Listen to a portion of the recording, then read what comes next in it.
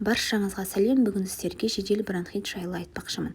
Жалпы жедел бронхит дегеніміз бронхтардың қабынуы. Бронхтардың негізгі қызметі өкпеге ауаны апару, яғни ауаны тасымалдау болып табылады. Бұл жерде қалыпты жағдайдағы бронх пен қабынған бронхтың айырмашылығы. Яғни қабынған бронхта ішінің шырышты қабаты ісінетін болады және одан шырыш көп бөлінетін болады. Яғни шырыш дегеніміз ол қақырық. Жөтел негізінен ол организмнің қорғаныс реакциясы. Осы шырыш бөлінгендіктен бізде жөтел пайда болады. Негізгі бронхиттің себебі 95% жағдайда вирустар болып табылады, ал 5% жағдайда бактериялар және әртүрлі саңырауқұлақтардың әсерінен болуы мүмкін.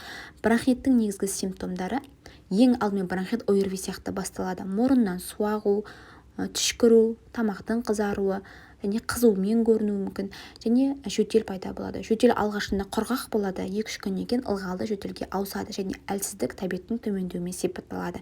Негізгі емі баланы ойнату, секірту, жүгірту, сол кезде қақырық жақсы бөлінетін болады және сұйықтықты көп мөлшерде ішу қақырықты сұйылтады. Ылғалдандырғыш қосу. Қақырық шығару қиын болатын болса, 3 жастан асқан балаларға қақырық сұйылтатын дәрілерді беруге болады. Ампроспан, линкас сияқты. Және дренажды массаж жасау қақырықты жақсы шығарады. Бұл кезде антибиотикті және бередуал пульмикорттарды қолданбаймыз.